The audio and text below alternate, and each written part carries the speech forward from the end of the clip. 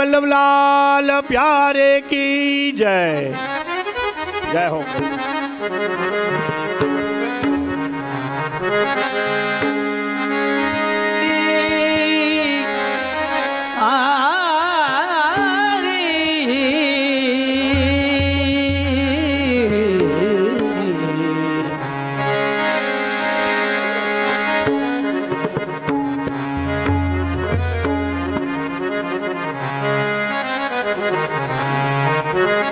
लीला होते जोनी नादर लीला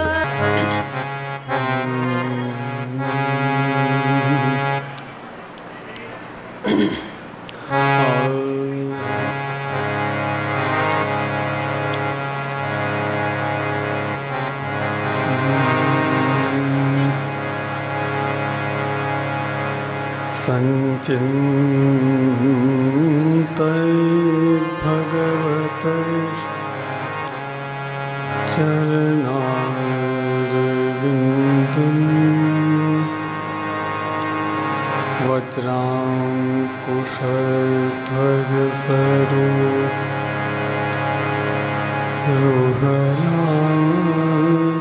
वज्राङ्कुशध्वजसरोहलाञ्छनाढ्यम् उत्तुङ्गरक्तविलसन्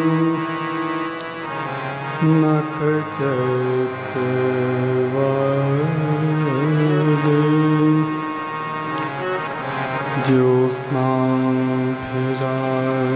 ज्योत्स्नाभिराहतमहत्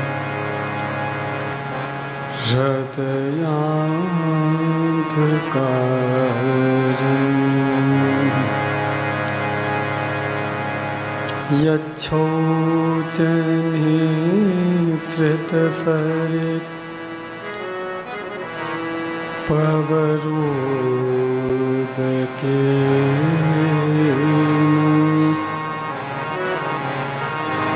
तीर्थेन मोदधिकृतेन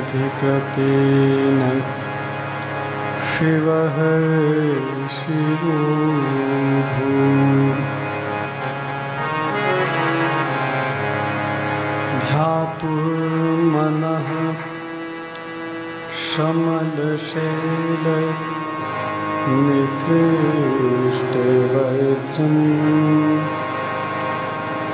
ध्यायेच्चिरं भगवतः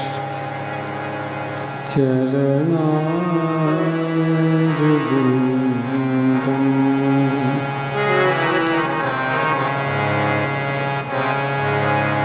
नमो नमस्ते स्त्रीषभाय सात्वतां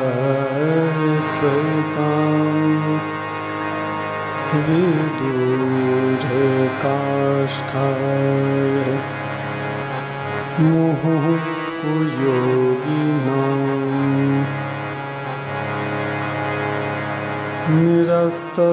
निरस्तसाम्याय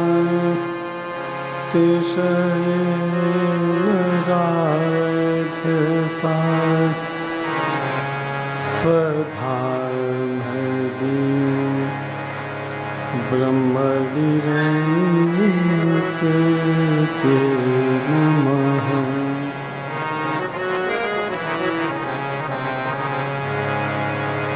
वन्दे श्रीकृष्णदेवम् मुरनरकभेदं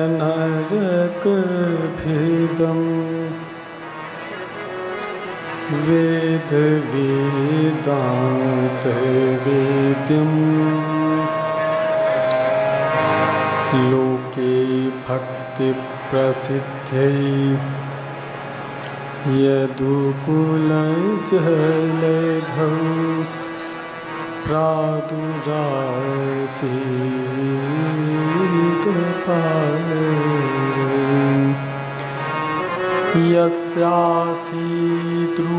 यस्यासीद्रूपमेवं त्रिभुवनतरम्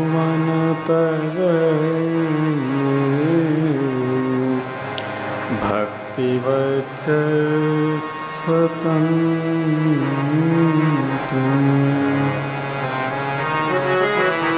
शास्त्रं रूपं च लोके लोके प्रकटयति मुदा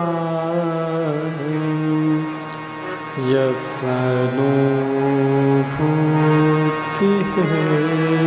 हेतु। श्रीवल्लभाचार्य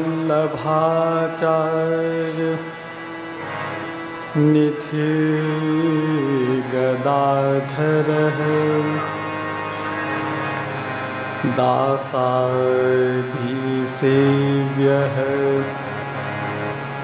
कृपया चतुर्भुजः श्रीराधिकाधिश्रित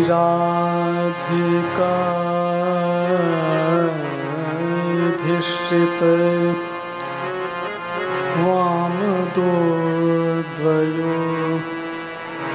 जे जीयतां मन्मथ मन्मथ प्रभु।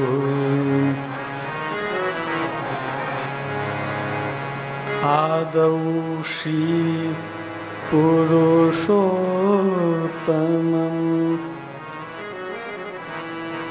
पुरहरं श्रीनारदाख्यं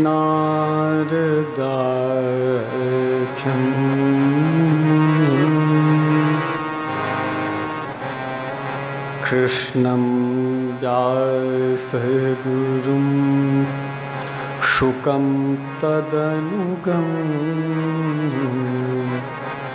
विष्णुस्वामिनं द्राविडम्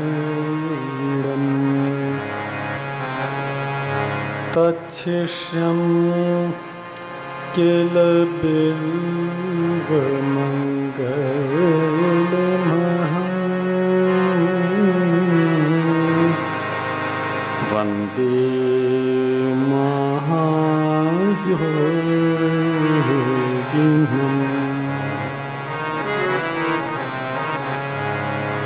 सौन्दर्यं निजरद्गतं प्रकटितं स्त्रीगूढभावात्मकम् पुंरूपं च पुनस्तदन्तर्गतं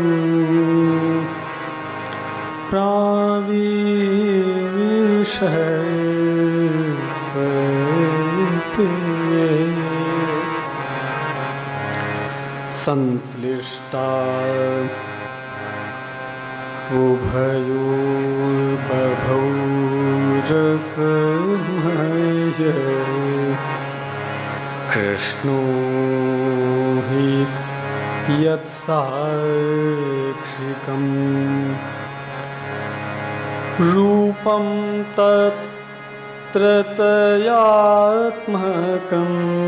परमभेद्यं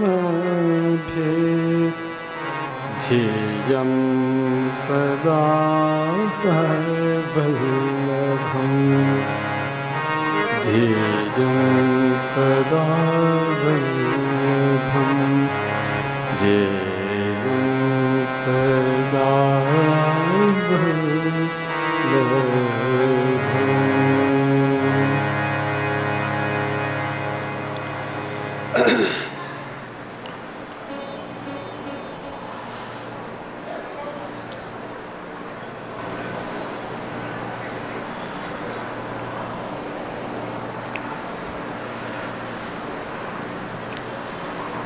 सर्वप्रथम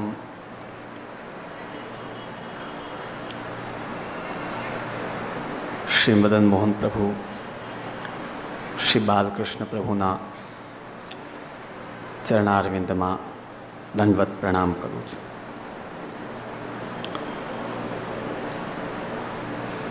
જગદગુરુ આચાર્યવરે શ્રીમદ વલ્લભાચાર્ય ચરણ શ્રી મહાપ્રભુજી પ્રભુચરણ શ્રી ગોસાઈજી, મારા દાદાશ્રી, પ્રાતઃસ્મરણીય પૂજ્યપાદ શ્રી બ્રજભૂષણલાલજી મહારાજશ્રી, મારા ગુરુવર્ય પ્રાતઃસ્મરણીય શ્રી વિઠ્ઠલનાથજી મહારાજશ્રી, તેમજ મારા વિદ્યાદાતા, જન્મદાતા, સર્વદાતા એવા મારા પિતૃચરણ શ્રી હરિરાયજી, આપ સર્વેના ચરણોમાં હું દંડવત પ્રણામ કરું છું.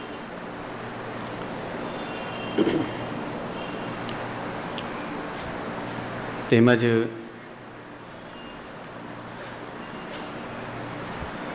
પુષ્ટિ સિદ્ધાંત સત્રના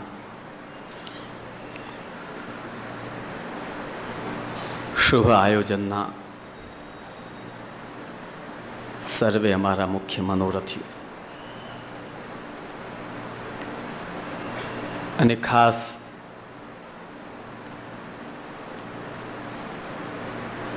બહોળી સંખ્યામાં ઉપસ્થિત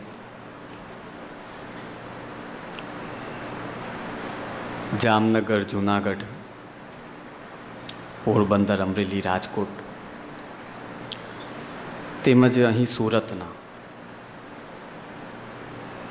બધા જ અમારા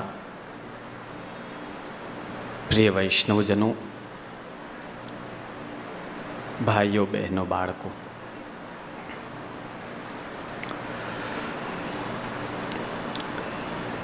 શ્રી મહાપ્રભુજીની કૃપાથી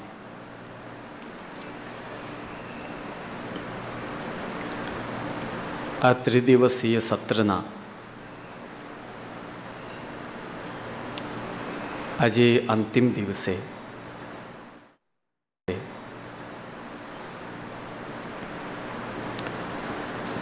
ભગવદ્ ગુણગાન અર્થે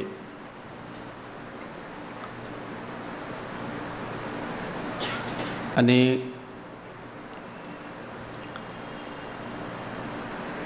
આચાર્ય ચરણ શ્રી મહાપ્રભુજીના અગાધ સિદ્ધાંતને જાણવા માટે આપણે બધા એકત્રિત થયા છીએ.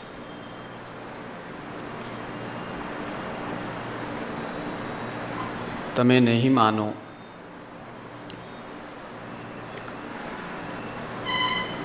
પણ આપણા આચાર્યોની લખેલી વિવૃત્તિ, ટીકાઓ, વ્યાખ્યાઓ અને લેખ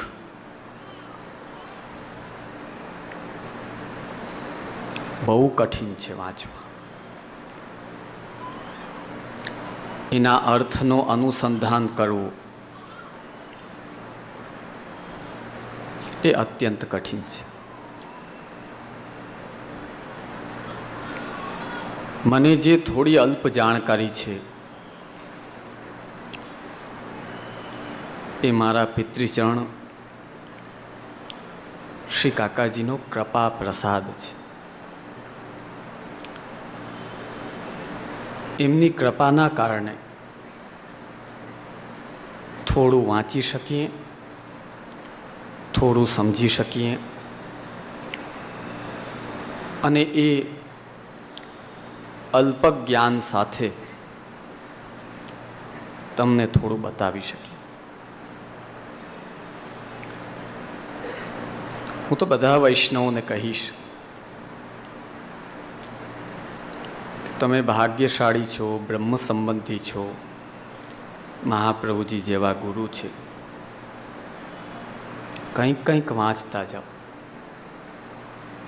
ખાલી ન બેસો.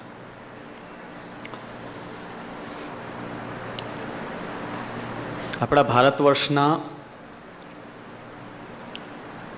પ્રકાંડ વિદ્વાન કરપાત્રીજી મહારાજ થયા. પ્રકાંડ વિદ્વાન વ્યક્તિ.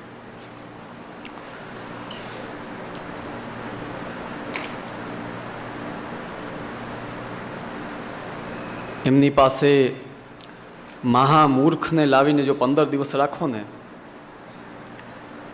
તો એ ચતુર થઈ જતો. બોલો, આવા એમનો ઇતિહાસ હતો.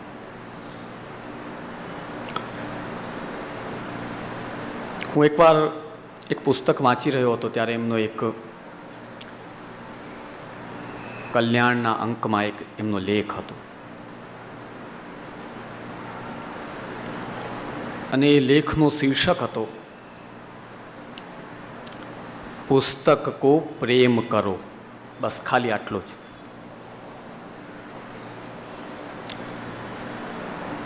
એટલે મેં કહું કે ભાઈ એવું બધું શું છે આમાં, આપણે જોઈએ.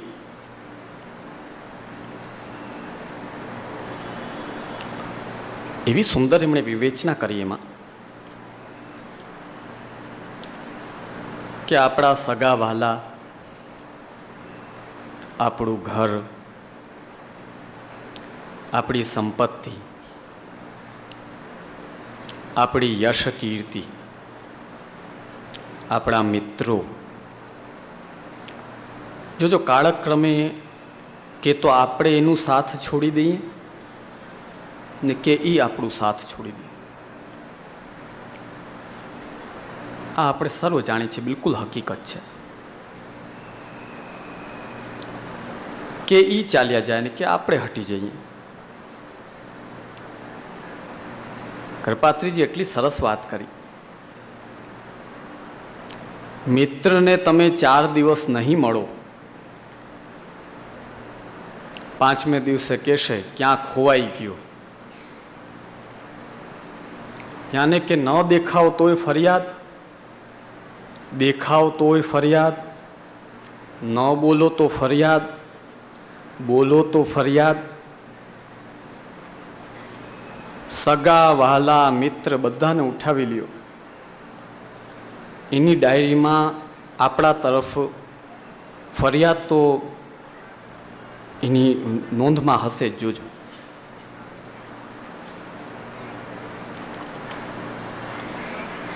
ઘરવાળા તમને ભલે કેટલાય પ્રિય હોય પણ જો 4 દિવસ બરાબર હાજરી નહીં પુરાવો, ઘરરૂપી જેલના જેલર છે એના ચોપડે નોંધવું પડે કે હું આવી ગયો. 5મે દિવસે તરત બોલશે, તરત ફરિયાદ આવશે. ક્યાં છો તમે, શું કરો છો, દેખાતા નથી.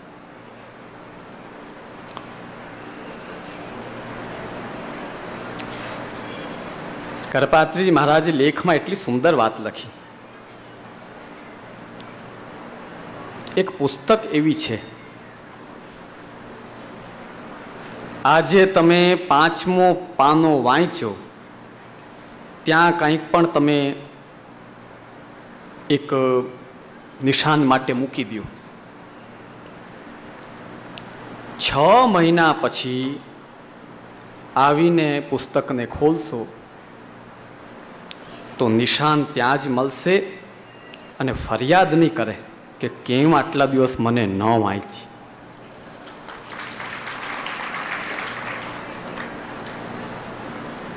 એટલી વાત ગમી ગઈ મને, કેટલી સરસ વાત છે. એમણે લખ્યું કે પુસ્તક જેવું પ્રિય, પુસ્તક જેવો મિત્ર અને પુસ્તક જેવું સગું વહાલું આ સંસારમાં ક્યાંય નથી. કોઈ ફરિયાદ ના કરે, શિકવા શિકાયત એના હૃદયમાં જ નથી પુસ્તકના. 6 મહિના પછી ત્યાંથી વાંચવાનું ચાલુ કરો કે હા વાંચો.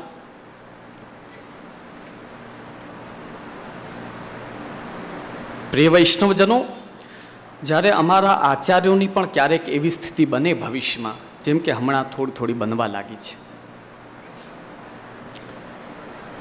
કે મહાપ્રભુજીના સિદ્ધાંતથી ઘણી અલગ વાતો અમે કરવા લાગી,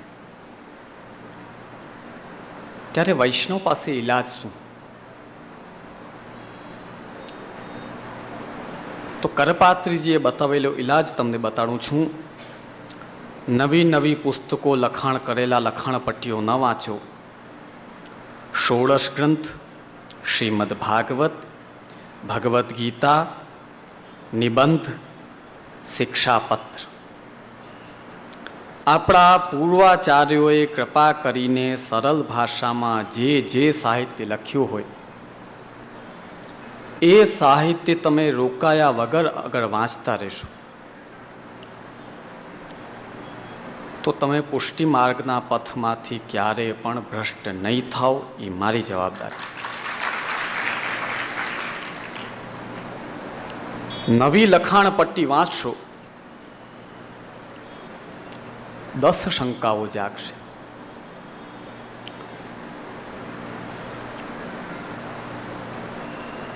વૈષ્ણવો શિક્ષાપત્ર ઉઠાવે વાંચન કરવા માટે, ઘણા કે અમને કંઈ ખબર જ નથી પડતી. એક સ્કૂલના વિદ્યાર્થીને પૂછો કે એ જ્યારે બુક હાથમાં લીએ અને એને સૂઝ ન પડે તો એ કોના પાસે જાય? ટીચર પાસે. પ્રાચીન ગ્રંથો લ્યો, સૂઝ ન પડે ત્યારે અમે બેઠા છીએ, ચિંતા શું કામ કરો છો? પણ પૂછો, જાણો. જિજ્ઞાસા એક એવી વસ્તુ છે, એની એક પ્રકારની ભૂખ હોય છે, એ જેની દિવસે દિવસે વધે, જેટલી એ વધશે તેટલું જ તમે વધારે જાણશો અને વધારે જાણશો દિવસે દિવસે આગળ વધશો.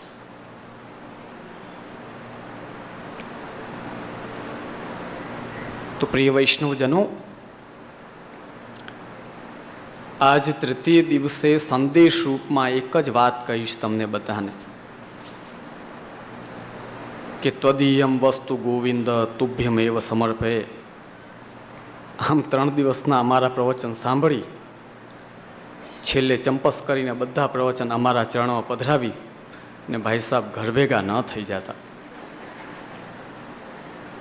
એક જ ઉપદેશ છે, બીજું કાંઈ ન થઈ શકે. તો આપણા પૂર્વાચાર્યોના ગ્રંથની 4 લાઈન વાંચો રોજ, બસ, વધારે કાંઈ નહીં. હું તો અહીં સુધી કહું, ન સૂઝ પડે ને તોય વાંચો. આપણા આચાર્યોની વાણી એવી છે, બંજર ભૂમિને પણ, ખરાબ ભૂમિને પણ ઉપજાઉ કરવાનું કોઈ કાર્ય કરે છે તો એ આપણા આચાર્ય ચરણોની વાણી કરે છે. એટલે આપણા સત્રની સાર્થકતા ક્યાં છે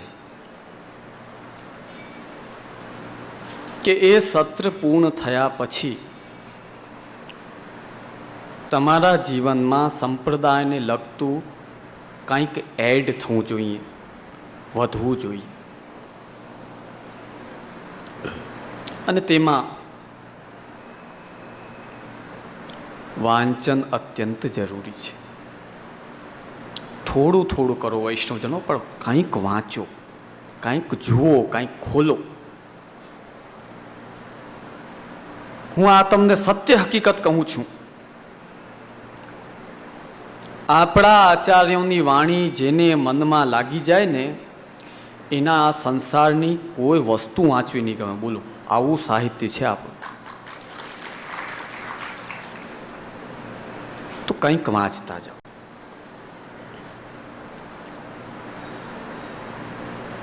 ગત દિવસે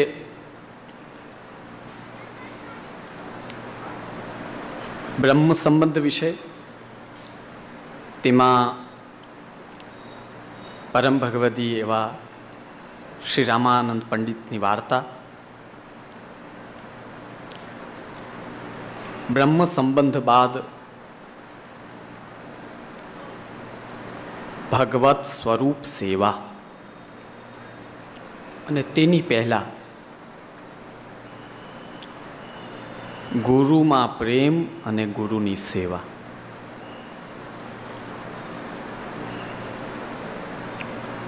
આ બીજો પ્રકાર આપણે કાલે જોયું. શ્રી ઠાકોરજીના સ્વરૂપની સેવામાં સ્વરૂપ અને સેવાનો ભેદ જે આજના લોકો તમને ગેરમાર્ગે દોરી રહ્યા હતા, બધું એક છે, બસ કરો કરો કરો,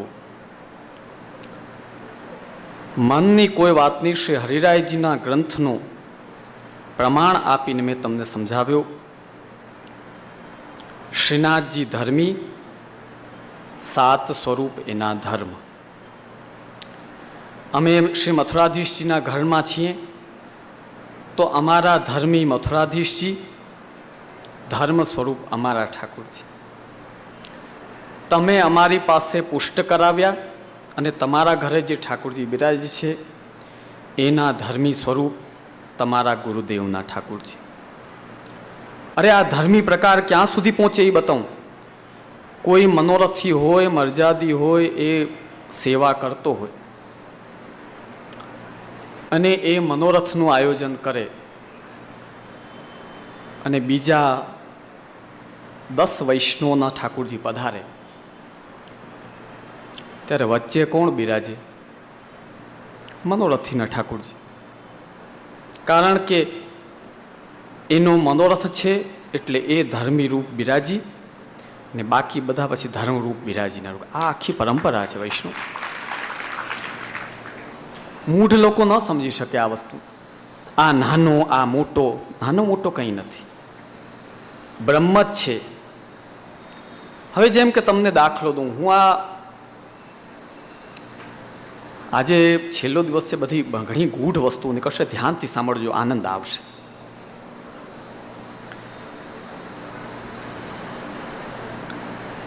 પહેલો એક પ્રશ્ન,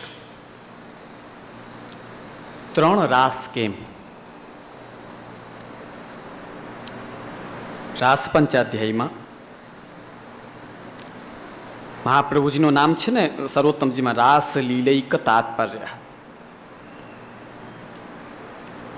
આપણે આ સેવા કેમ કરી રહ્યા છીએ?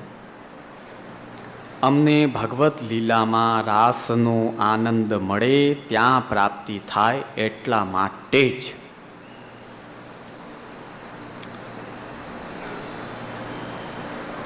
તો શ્રીમદ ભાગવતમાં પહેલો પ્રશ્ન આપણને જાગવો જોઈએ,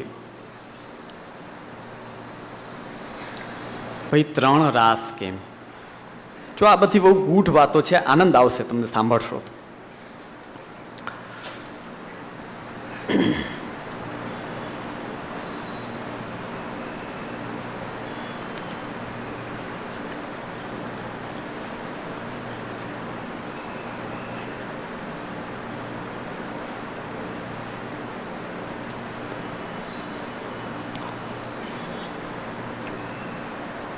ભગવાન તો એક રાસ કરત તો પણ સુખ મળવાનું જ હતું. રાસ પંચાધ્યાયના છેલ્લા અધ્યાયમાં 33મા અધ્યાયમાં રાસોત્સવ સંપ્રવૃત્તો ગોપી મંડલ મંડિત યોગેશ્વરેણ કૃષ્ણેન તાસામ મધ્યે દ્વયોર્દ્વયો. આહા, શું રાસ પંચાધ્યાયનો આનંદ છે. પહેલા રાસનું નિર્માણ કયા પ્રકારનું? શ્રી આચાર્ય ચરણ સુબોધજીમાં આજ્ઞા કરે છે, 16 ગોપિકાના મધ્યે 8 કૃષ્ણા ભવંતી. આ પહેલો રાસ.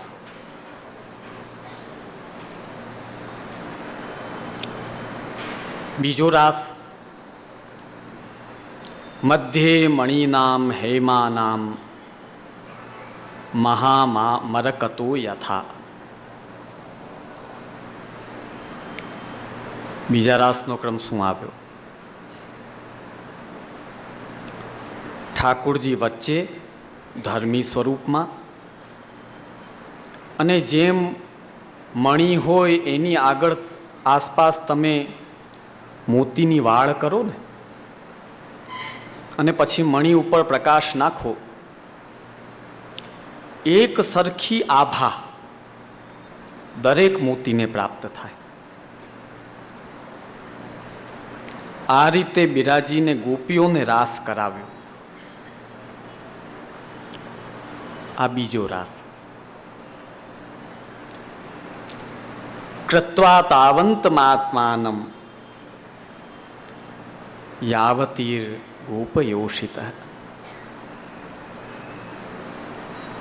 શ્રીધર સ્વામી ભાગવતજીની ટીકામાં બહુ સુંદર આને કહે છે. અંગના મંગના મંતરે માધવ. એક ગોપી એક કૃષ્ણ, ષોડશ ગોપી અને ષોડશ કૃષ્ણ. પ્રિય વૈષ્ણવજનો, આ ગોપીઓની જે સંખ્યા છે એ તો મુખ્ય યુથની છે. આપણે પણ જો શ્રી મહાપ્રભુજીની કૃપાથી વ્યવસ્થિત સેવા કરો અને પ્રભુની દૃષ્ટિ થાય તો એ ગોપીઓના યુથમાં ક્યારેક આપણને પણ સ્થાન મળે. વૈષ્ણવજન,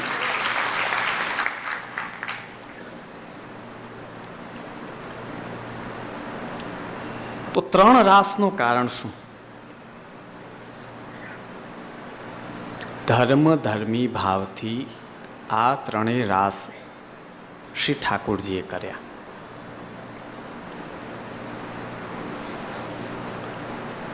અને એ જ ભાવથી અધુના પુષ્ટિ માર્ગમાં શ્રી મહાપ્રભુજીના ઠાકોરજી શ્રીનાથજીથી પ્રારંભ કરી 7 સ્વરૂપ અમારા નિધિ સ્વરૂપો ધર્મ ધર્મી ભાવથી તમારા ઘર સુધી બિરાજી રહ્યા છે. હવે જ્યારે આ પ્રકારનો આખો સ્ટ્રક્ચર હોય, એ સ્ટ્રક્ચરને બરબાદ કરીને તું તારા ઘરે કરે છે, પછી તારે ક્યાંય ધક્કા ખાવાની જરૂર નથી. હવે ક્યાંય ધક્કા એટલે હનુમાનજીના મંદિરે, માતાજીના મંદિરે ધક્કા ખાવાની જરૂર નથી. પુષ્ટિ પુરુષોત્તમ પાસે તો ધક્કા જ ખાઓ તો આ ધક્કો મળશે. એ ધક્કાથી ડરી ગયા ને તો આ સંસારનો ધક્કો ચાલુ રહેશે. એ ધક્કાથી ડરવાની જરૂર નથી. તો પુષ્ટિ માર્ગી સ્વરૂપમાં શું ભેદ? પુરુષોત્તમત્વેન સામાન્યત્વ, ધર્મ ધર્મિત્વેન વિશિષ્ટત્વ. આ બધી શાસ્ત્રની વાતો કહું છું, આ કોઈ મનઘડંત નહીં. આપણા આચાર્યોએ પહેલા જે લખી ગયા એ સીધી તમને કહી રહ્યો છું સરળ ભાષામાં.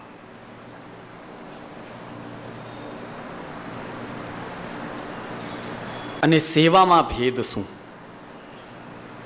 તો સાફ છે કે આજનો પુષ્ટિ માર્ગીય વૈષ્ણવ ખાલી એટલું જાણે છે કે સેવા કરવી જોઈએ.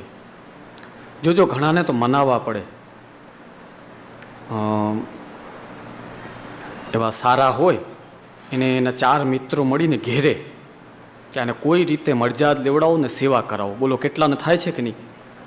મારી પાસે તો લિસ્ટ છે. બોલો, ઘેરીને સેવાઓ કરાવે છે. આમ કરતા નતા, બોલો, પાછળ પડે એના મિત્રો બધા.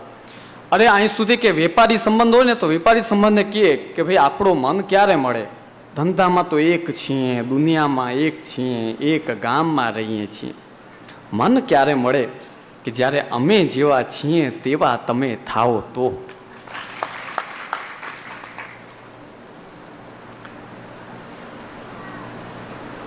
તો આજનું જીવાત્મા જે સેવા કરે છે એ ક્યારે એમ ન કહી શકે કે અમારી સેવા ગોપીજનો જેવી કે 84 વૈષ્ણવ જેવી. કાચમાં મોઢું તો જુઓ જાય ને. જેમની ચરણ રજ માટે વંદે નંદ વ્રજ સ્ત્રીણામ પાદ રેણુમ અભીક્ષ્ણશ યાસામ હરિકથોદ્ગીતમ પુનાતિ ભુવનત્રયમ. જેમના ચરણ રજ માટે શ્રીમદ ભાગવત બતાડે છે, પ્રશ્ની નામ પ્રવરો મંત્રી કૃષ્ણસ્ય દૈતઃ સખા ઉદ્ધવો બુદ્ધિ સત્તમઃ. આ 10મ સ્કંદ ભાગવતના 45 અધ્યાયનો પહેલો બીજો શ્લોક છે.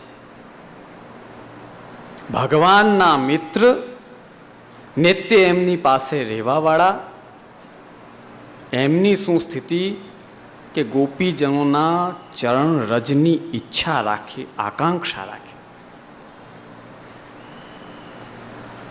આજના વૈષ્ણવ તો એક પાક્કી વાત સમજવી જોઈએ કે આપણી કોઈ હાઈસિયત જ નથી કે આપણે પુષ્ટિ પુરુષોત્તમની સેવા કરી શકીએ. આ તો મહાપ્રભુજીની કૃપા છે કે તમારા ઘરે પણ કૃપા કરીને પુષ્ટિ પુરુષોત્તમ બિરાજે છે.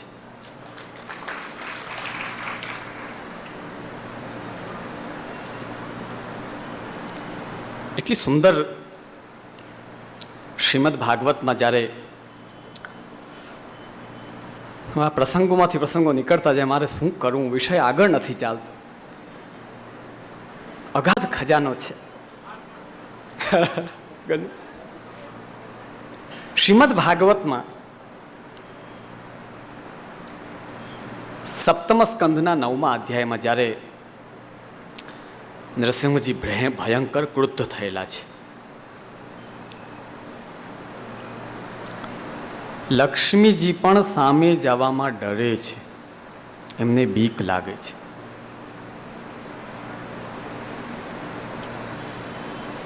અને દેવતાઓ પણ ડરી ગયા છે.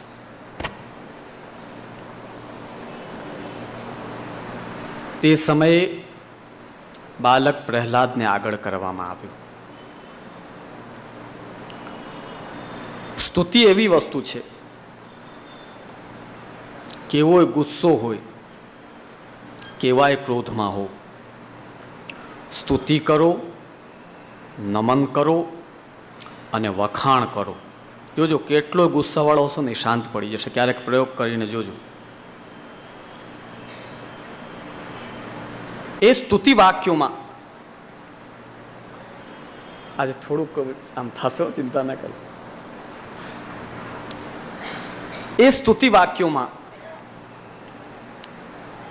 પ્રહલાદ આપણે સ્તુતિ કરે છે. પ્રહલાદ નૈવાત્મન પ્રભુરયમ નિજલાભ પૂર્ણ માનમ જનાત વિદુષ કરુણો વૃણીતે યદ યદ જનો ભગવતે વિદધીત માનમ તચ્ચાત્મને પ્રતિમુખસ્ય યથા મુખશ્રી. આનો અર્થ કરી દઈએ, શાંતિથી સાંભળજો, આનંદ આવશે. આ 9મો સ્કંદ ભાગવતનો 8મો શ્લોક યા 9મો શ્લોક છે, જેમાં પ્રહલાદ સ્તુતિ કરે છે. નૈવાત્મન પ્રભુરયમ નિજલાભ પૂર્ણ. મતલબ શું છે ખબર છે? તમે સેવા કરો છો તો ઠાકુરજી આરોગ્ય છે એમ ન માનતા. આપ તો નિજલાભ પૂર્ણ છે. લક્ષ્મી સહસ્ર લીલાભે સેવ્ય માનમ કલાનિધિમ. આપણો ઘર કે આપણા ઘરનો ગોખલો કે આપણા ઘરનો મંદિર ઘર, તેની એમને જરૂર નથી. નૈવાત્મન પ્રભુરયમ નિજલાભ પૂર્ણ. પોતે જ એટલા તૃપ્ત છે કે એને કોઈ તૃપ્ત કરે કઈ જરૂર નથી. બેઠો રહે, નહીં કર. આસુરીઓ સેવા નથી કરતા તો બેઠા રહ્યો. દેવીમાં પણ કોઈ સેવા નથી કરતા તો બેઠા રહ્યો. જરૂર જ નથી મારે. આત્મતૃપ્ત એવા આપણા પ્રભુ છે. માનમ જનાદ વિદુષો કરુણો વૃણીત. અરે આપણી કરેલી સેવા સ્વીકાર કરે છે, એ એમની કરુણા છે, એમની કૃપા છે. યદ યદ જનો ભગવતે વિદધીત માનમ. જે વૈષ્ણવ પ્રભુની સેવા કરે છે, જાણ્યા વિના ક્રિયા રૂપમાં જેમ તેમ, તચ્ચાત્મને પ્રતિમુખસ્ય યથા મુખસ્ય. આપણી સેવામાં લોકાર્થી ભક્તો એ ઢગલા છે. જો મંદિરે દર્શન કરવા જશે તો પહેલી વાત મોઢામાંથી નીકળે કે હે ભગવાન, સર્વેનું સારું કરો પણ ચાલુ મારાથી કરો. સારું સર્વેનું કરો પણ પ્રારંભ મારાથી કરો. દીકરાના લગ્ન ન થતા હોય તોય વિનંતી થઈ જાય. હવે એક અદનો ડોક્ટર તમારો હોય, સાદો ડોક્ટર કે માનવ, એ તમારી નાડી પકડે કે ટેથોસ્કોપ લગાડીને જ્યારે તમને ચેક કરે, એનામાં એટલી તાકાત હોય છે કે તમારે કઈ દવાની જરૂર છે ને કઈ નથી. એ અદનો માનવ જો એ નિર્ણય કરી શકે તો આપણને પ્રગટ કરવાવાળા પૂર્ણ પુરુષોત્તમ ન કરી શકે કે આને શું જરૂર છે ને શું નથી.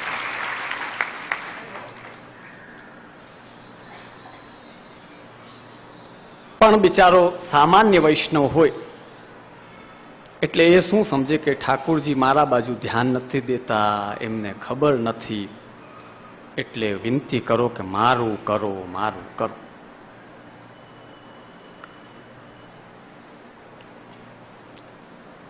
શ્રી હરિરાયજી અને આપણા આચાર્યો એટલું સુંદર વર્ણન કરે છે. ભગવાન એના સાથે કાચ જેવો વ્યવહાર કરે, જે બહુ માંગ કરે અને લૌકિક ઈચ્છા રાખીને ઠાકોરજીની સેવા કરે. શ્રી મહાપ્રભુજી આજ્ઞા કરે છે, લોકાર્થી ચેત ભજેત કૃષ્ણમ ક્લિષ્ટો ભવતી સર્વથા, ક્લિષ્ટોપી ચેત ભજેત કૃષ્ણમ લોકો નશ્યતિ સર્વથા. માંગે માયાવાળી વસ્તુઓ, લૌકિક વસ્તુઓ, પછી કે મને દુઃખ ન થવું જોઈએ. લૌકિક જેટલું જેટલું માંગશો એમાં અંતે જઈને ટેન્શન થવાનું જ છે. અમને તો કેટલા એવા દાખલા છે કે ઘણા વર્ષે છોકરો થાય એટલે પેંડા વાંટે, આપણે રાજી થાય, ખૂબ સારું તમારે દીકરો થયો, વાહ વાહ વાહ. 20 વર્ષ જાય પછી ઈ જ પાછો આવે કે જે કયામાં નથી છોકરો. એટલે અમારે કેવું પડે, પેડાનો ખર્ચો માથે પડ્યો ને.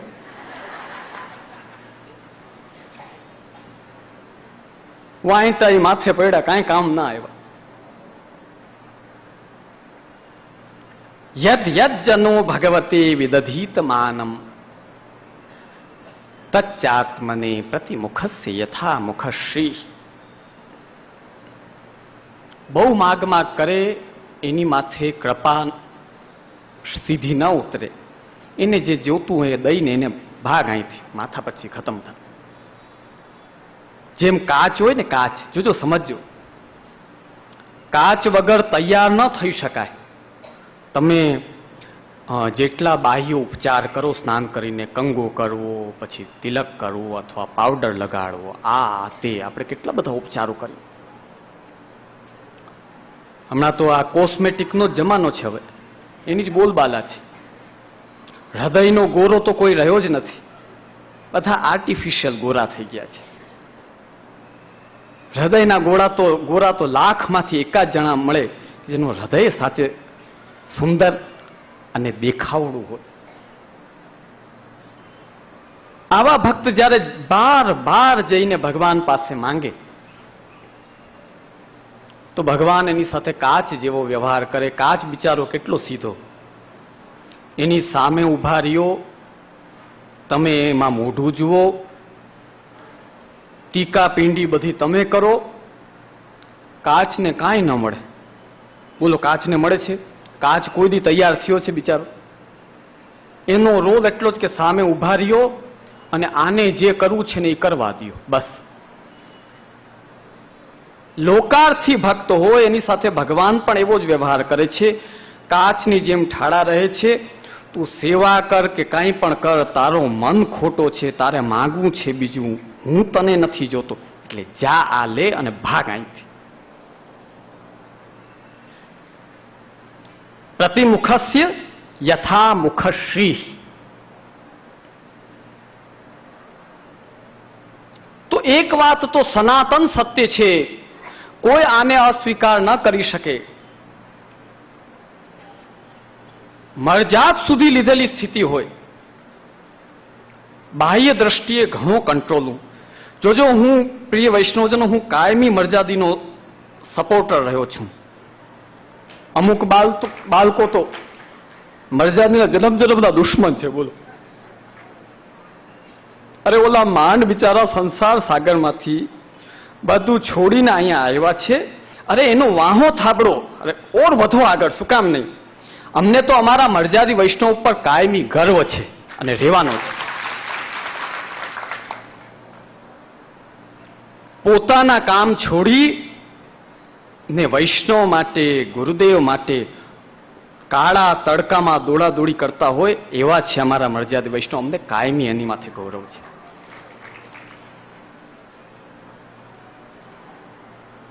હવે જન્મ જન્મના દુશ્મન છે, કયા જન્મનો વેર વાળે છે ને એ સમજાતું નથી. પણ એ સ્થિતિમાં પહોંચેલા વૈષ્ણવ પણ તમે હૃદયથી પોતાના હૃદય ઉપર નજર કરીને કયો, તમારી સેવા આધિ ભૌતિકી સેવા છે કે નહીં? ઘણી વાર તો ક્રિયા જેમ જ સેવા થઈ જાય. ક્રિયા કરતા હોય એમ સેવા કરીને ભાગો. તો ગઈકાલના વિષયમાં ભગવત સ્વરૂપ, એનો ધર્મધર્મી ભાવ, ભગવત સેવા, એની આધિદૈવિકી પ્રકાર, આધ્યાત્મિકી પ્રકાર અને આધિભૌતિકી પ્રકાર. આધિદૈવિકી પ્રકાર તો શ્રી મહાપ્રભુજી ગુસાઈજી 84 વૈષ્ણવ એ કરી ગયા અને એ સ્વરૂપો કૃપા કરીને આજ અમારા માથે બિરાજી રહ્યા છે. એટલે અમારી સેવા એ મર્યાદાના કારણે આધ્યાત્મિકી છે. અને જો જ્ઞાન સાથે એ મર્યાદાને, મર્યાદા એટલે રીત, અરે આજકાલના લોકો તો રીતના વિરોધી. રીત વીત કાંઈ જરૂર નથી. જે આવે તે ધર, જેમ આવે એમ કર. નહીં, રીત જાળવશો તો તમારી આધિ ભૌતિકી સેવા છે ને એ આધ્યાત્મિકી થશે અને ઠાકુરજીની કૃપા ઉતરશે. વૈષ્ણવજનો, આ સ્વરૂપ શ્રી હરિરાયજીએ કૃપા કરીને બતાવ્યું. સ્વરૂપ તારતમ્ય વિવેક.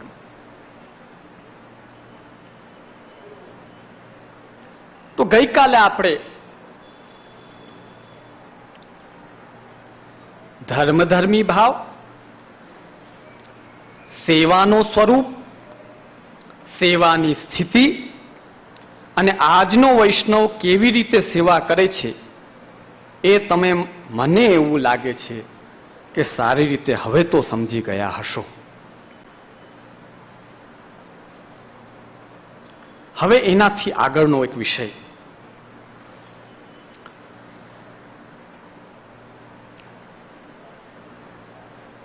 વૈષ્ણવના ઘરે ઠાકોરજી બિરાજતા હોય. મારે એક એવો પ્રસંગ બનેલો.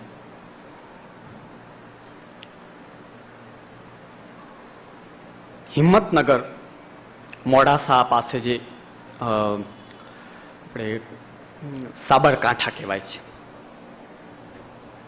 હું લગાતાર 5 વર્ષ ત્યાં લગાતાર 6 મહિને એકવાર જતો. આ સમય 1996 થી લઈને 2002 સુધી. પછી મારું જવાનું ન થયું. એક આપણા વૈષ્ણવ હતા, એ ચાલ્યા ગયા. પછી અમારો મન ખિન્ન થઈ ગયો. પછી અમે ન જતા. ત્યારે ત્યાં એક રાઈસ મિલના માલિક, એમના ઘરે અમારી પધરામણી થઈ અને ખૂબ જ સુંદર રીતે એમના માતા પિતા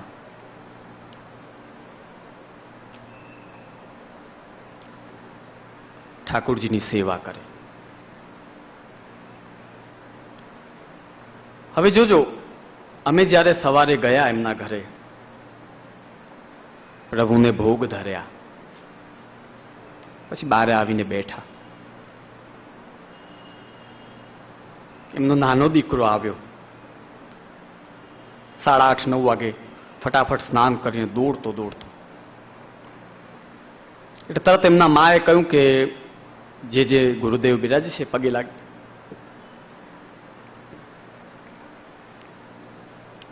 એટલે અમારા દંડવત કર્યા. મારાથી સહજમાં કહેવાઈ ગયું દંડવત કરીને જવા લાગ્યા એટલે મારાથી સહજમાં કહેવાય ગયું કે પ્રભુને તો દંડવત કરતા જાઓ.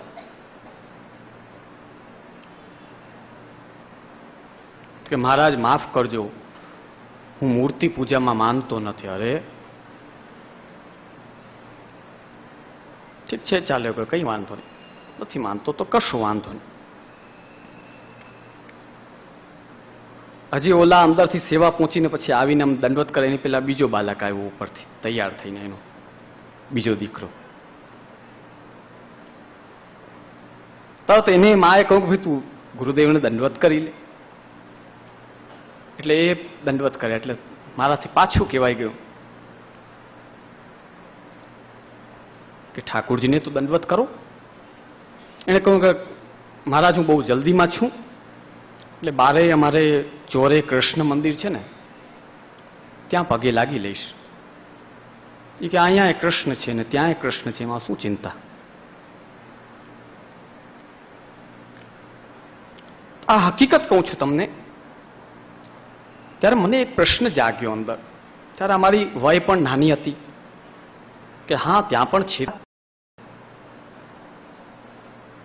અહીં પણ છે, તો ભેદ શું, ફર્ક શું?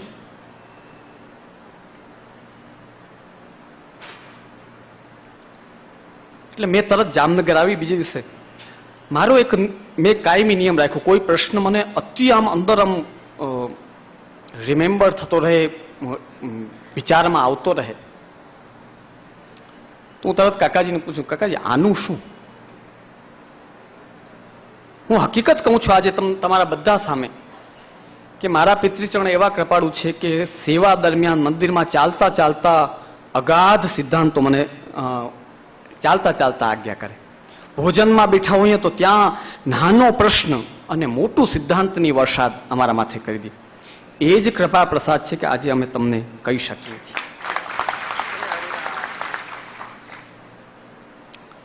તો શ્રી કાકાજીએ મને એક દાખલો આપ્યો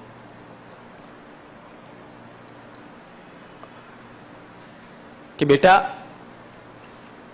એક દાખલો સમજ કે તારે કોઈ કારણસર ડ્રાઈવર ન હોય ને ડ્રાઇવિંગ કરવાનો વારો આવે. હવે જો જે અજાણ્યો માણસ હશે ને એને હું કહીશ કે ભાઈ પાછળ હું રિવર્સ લઉં છું, જરા નજર રાખજે, તો એમ જ કહેશે કે ડ્રાઈવર સાહેબ આવા દ્યો, પાછળ આવા દ્યો. કેમ કે અમારા આચાર્ય સ્વરૂપનો એને જ્ઞાન નથી. એમને ડ્રાઈવર માનીને જ વ્યવહાર કરશે. પણ એની બાજુમાં જો વૈષ્ણવ હોય ને તો એ તરત ખંભે હાથ મૂકીને કહેશે એ ભાઈ આ ડ્રાઈવર નથી, આ તો જે છે એમ ન બોલાય.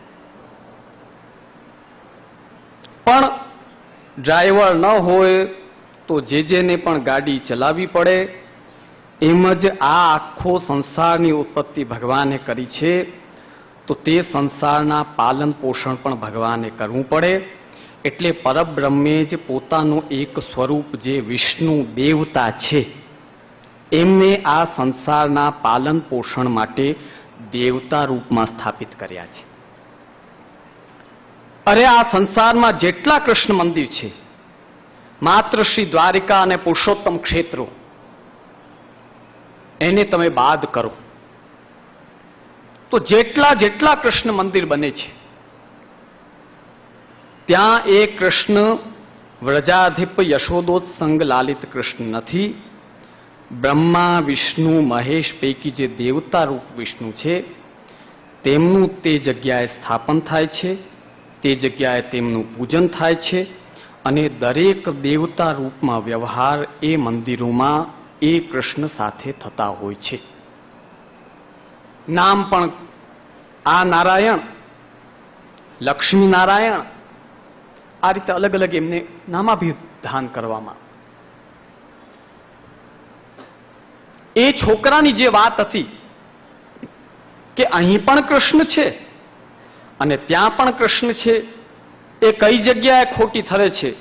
અહીં કૃષ્ણ છે એ સારસ્વત કલ્પમાં યશોદાજી વ્રજ ભક્તો બધાને સુખ દેવા માટે શ્રી મહાપ્રભુજી નિરોધ લક્ષણમાં આજ્ઞા કરે છે, યચ્ચ દુઃખમ યશોદાયા નંદાદીનામ ચ ગોકુલે ગોપિકાનામ તુ યદ દુઃખમ તદ દુઃખમ સ્યાન મમ ક્વચિત ગોકુલે ગોપિકાનામ તુ સર્વેષામ વ્રજવાસીનામ યત સુખમ સમભૂત તન્મે ભગવાન કિમ વિધાસ્યતિ. અરે તમારા ઘરે અથવા તો શ્રીનાથજી જે બિરાજે છે, સાત સ્વરૂપ અમારા ઠાકુરજી, આ જે સ્થાપન છે તે દેવતા રૂપ કૃષ્ણનો નથી, યશોદોત્સંગ લાલિત, લીલામાં રસરૂપ ભગવાન, અવતારમાં કૃષ્ણ રૂપે જે આપ સારસ્વત કલ્પમાં પધાર્યા એ, અને અધુના શ્રીનાથજી, સાત સ્વરૂપો, અમારા ઠાકુરજી અને તમારા ઠાકુરજી એ પૂર્ણ બ્રહ્મનું સ્થાપન છે, દેવતાનું સ્થાપન નહીં, નહીં અને નહીં.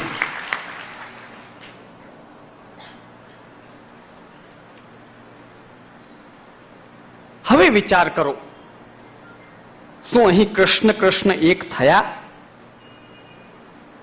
એ દેવતા રૂપ છે, ત્યાંની વિધિ અલગ છે, ત્યાંના વિધાનો અલગ છે. આ તો આપણા પતિ રૂપમાં છે, અહીંની વિધિ અલગ છે, અહીંના વિધાનો અલગ છે. કોઈ પણ તમને કહે તો તમારે છાતી ઉપર હાથ ઠોકીને કહેવાનું કે અમારા ઘરે, અમારા મંદિરોમાં, અમારા શ્રીનાથજી એ પૂર્ણ બ્રહ્મનું સ્થાપન છે, ત્યારે તમે જે ચોરે મંદિર કે આદિ કરો છો એ દેવતા રૂપ કૃષ્ણનું સ્થાપન છે. જ્યારે પરબ્રહ્મ હાથમાં આવી જાય પછી દેવતા રૂપ પાસે તમારે ધક્કા ખાવાની જરૂર રહેતી નથી, આમાં એ આવી જાય છે.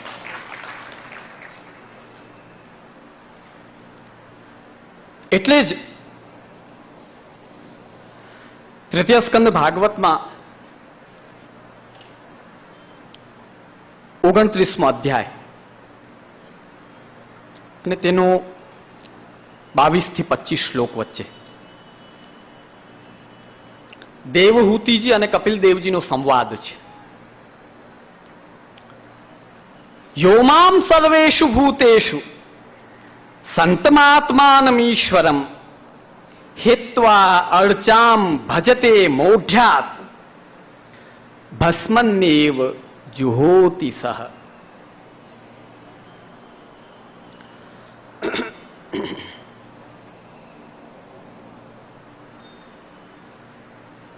પોતાના માને કપિલદેવજી કહે છે,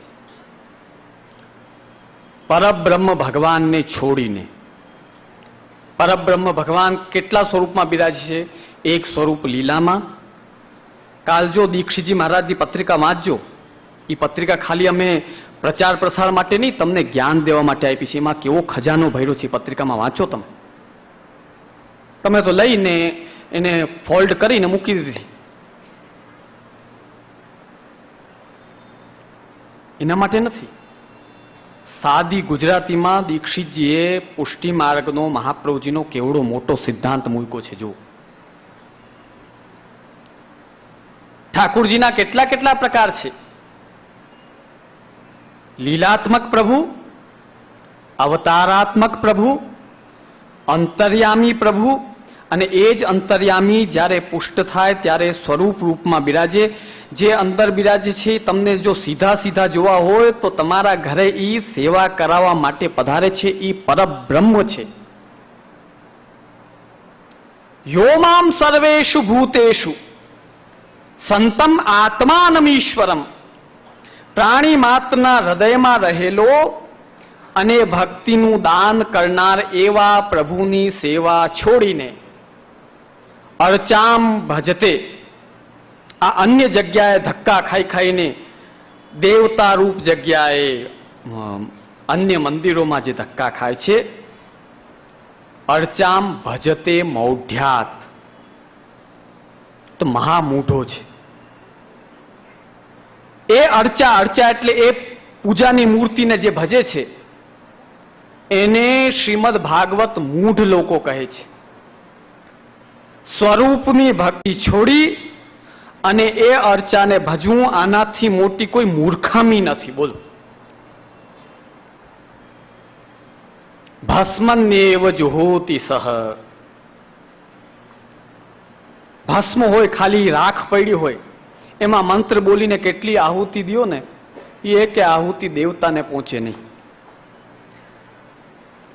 બંધ ગેસ હોય તો હું ઘણીવાર આ દાખલો દઈને સમજાવું.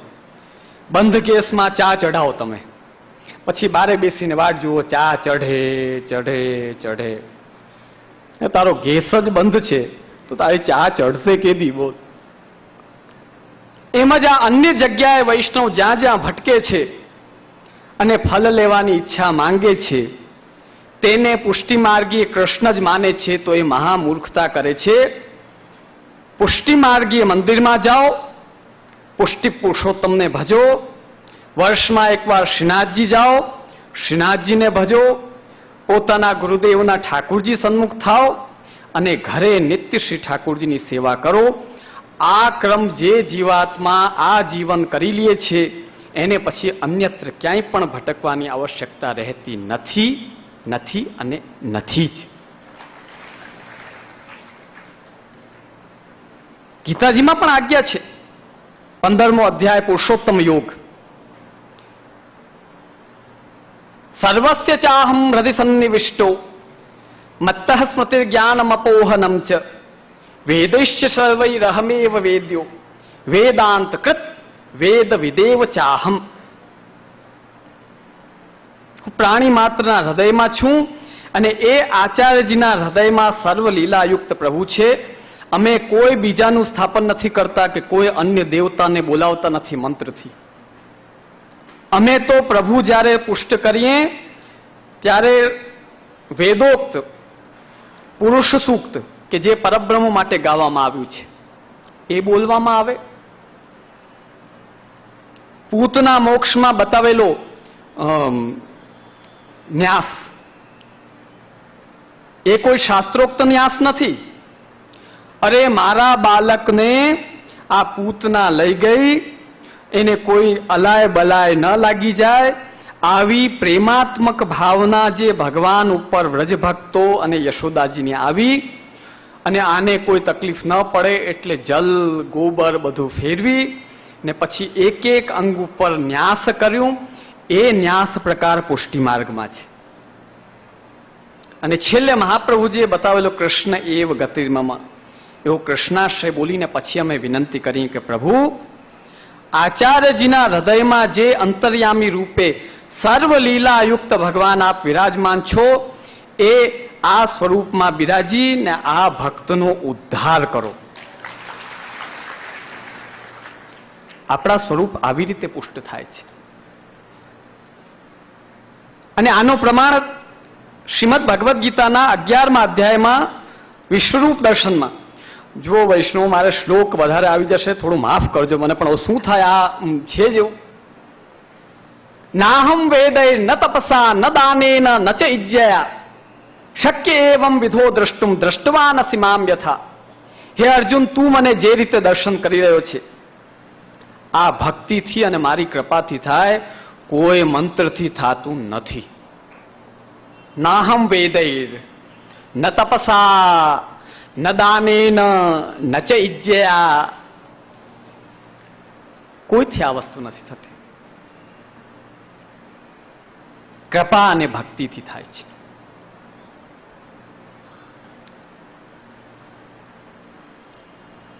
આપણા પ્રભુ મંત્રોથી બંધાયેલા નથી, પ્રેમથી બંધાયેલા છે. સ્થાપન પણ પ્રેમાત્મક સ્થાપન છે, મંત્રાત્મક નહીં. પ્રેમાત્મક હોતા છતાં પણ મંત્રહીન નથી, કારણ કે પુરુષ સૂક્ત આવે છે.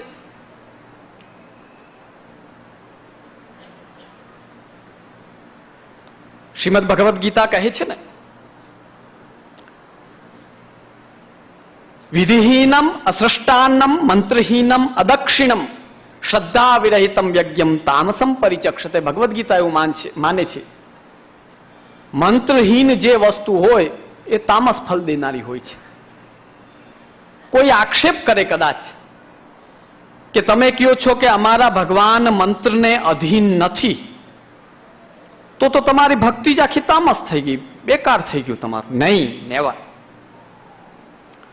પુરુષ સૂક્ત છે, પરબ્રહ્મની સ્તુતિ જે વેદોમાં કહી છે એ મંત્ર રૂપમાં છે.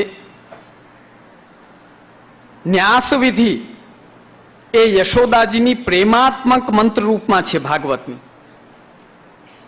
અને અમારા આચાર્ય કેને કહેવાય ખબર છે?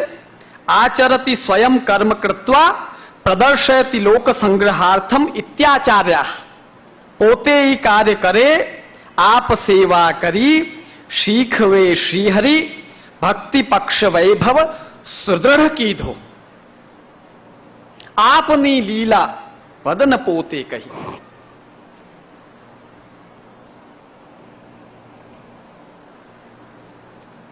એ આચાર્ય ચરણનો કૃષ્ણાશ્રય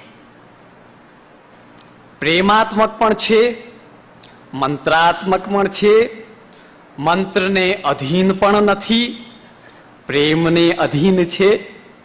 જોજો આ બધી મહાપ્રભુજીના સિદ્ધાંતની બહુ ઝીણી ઝીણી વસ્તુઓ છે. આ બધા ના સમજી શકે ભેગા, બધા કૃષ્ણ કૃષ્ણ, બધા સરખા નહીં, નેવર. હું ડ્રાઇવિંગ કરતો હું એટલે તમે મને ડ્રાઈવર માની લ્યો, હું નથી એટલે નથી. હું તો આચાર્ય છું. આ તો કરવી પડે છે. એટલે એમ જ આ જગતનું પાલન કરવું જરૂરી છે, એટલે દેવતા રૂપ કૃષ્ણ છે. બાકી મૂળમાં તો રસરૂપ કૃષ્ણ સિવાય બીજું અખંડમ કૃષ્ણવત સર્વ.